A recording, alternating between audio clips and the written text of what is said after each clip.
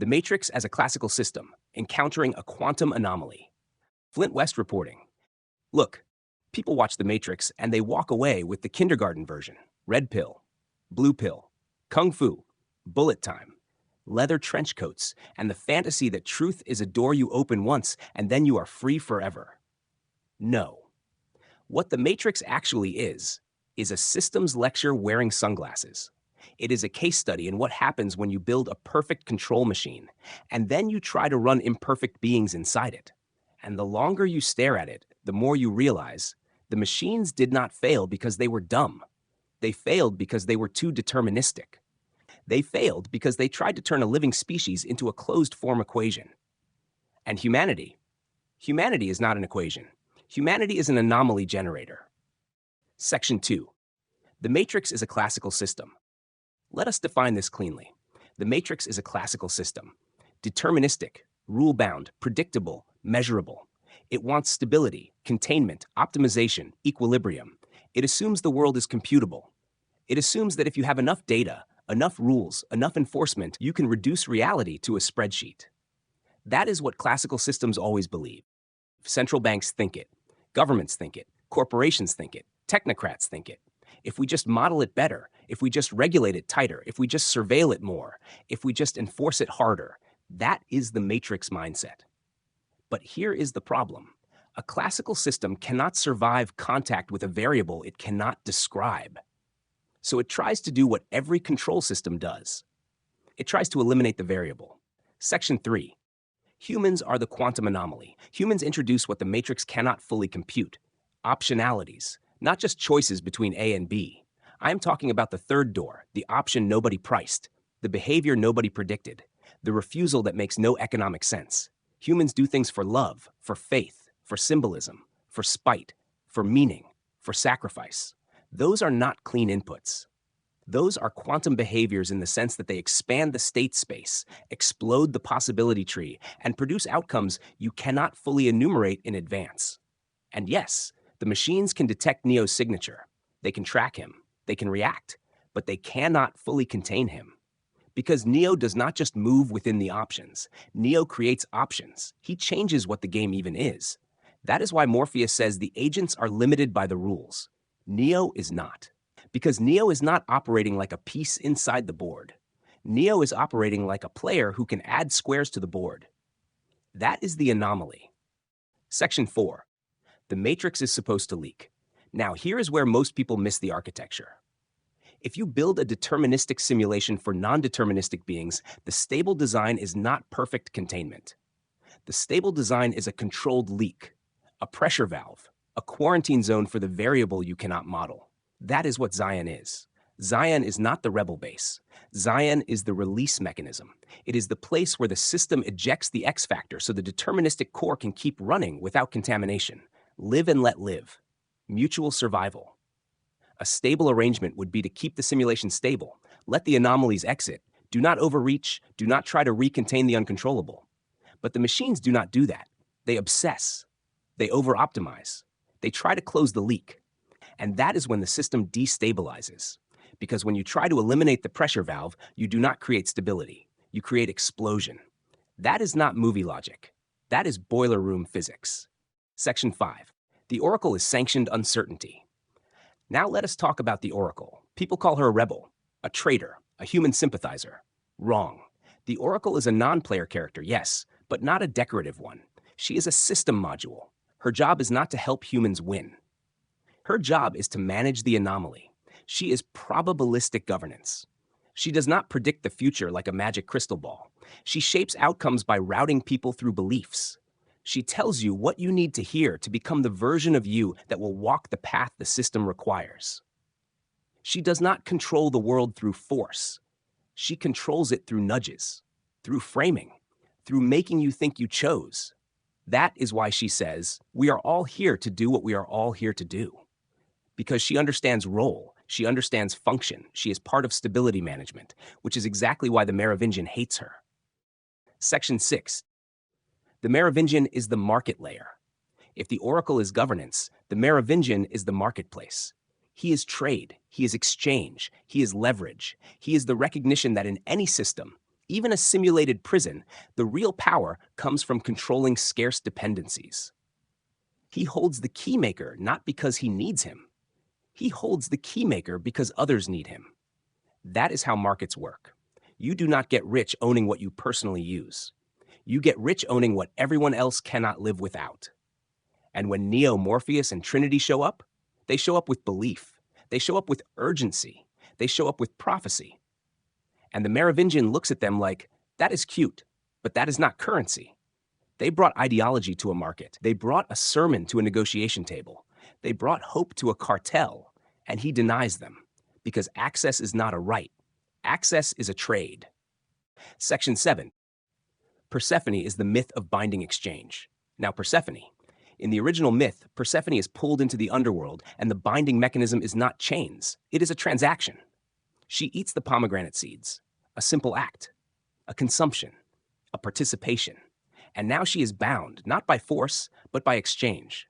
Part of her belongs to the underworld because she took something from it. That is a terrifying concept, because it means the prison is not always bars and guns. Sometimes the prison is what you agreed to. Sometimes the prison is what you tasted.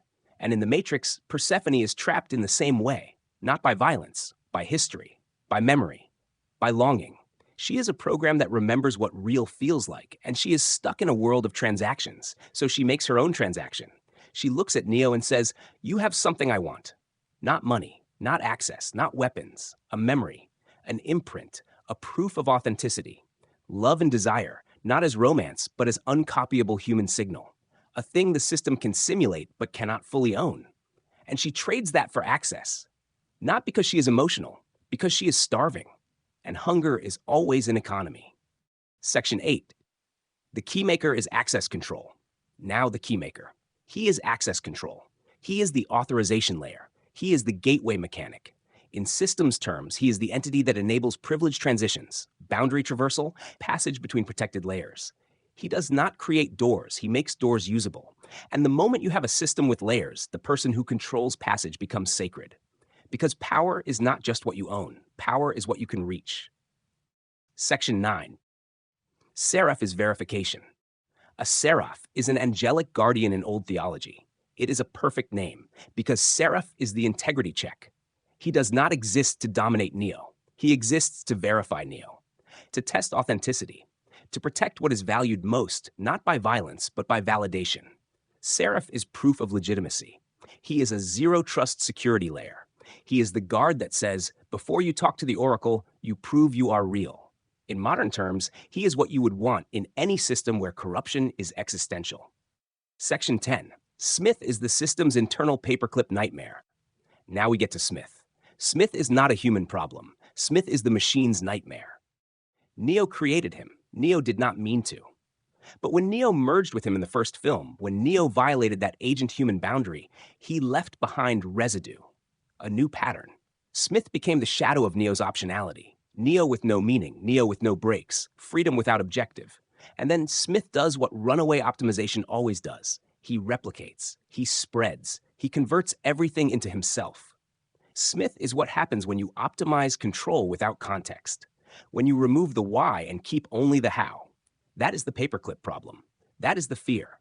Not that machines hate humans, but that machines, following a simple objective, will conclude. The best way to preserve order is to eliminate disorder. And humans are disorder. Smith is the logical extreme of the Matrix. He is determinism eating itself. Section 11. Neo learns the metagame. Trade clears the conflict. Neo evolves, not in strength, in comprehension. He comes to understand the world is not governed by moral victory. It is governed by bargaining power. And he realizes something brutal. Zion is not saved by being right. Zion is saved by being useful. So Neo makes a trade. He offers the machines what they cannot solve internally. Smith, the existential internal failure. Neo says, in effect, I will be the patch. I will be the containment. I will be the solution to the runaway process. And the machines say, then we halt the Zion extermination.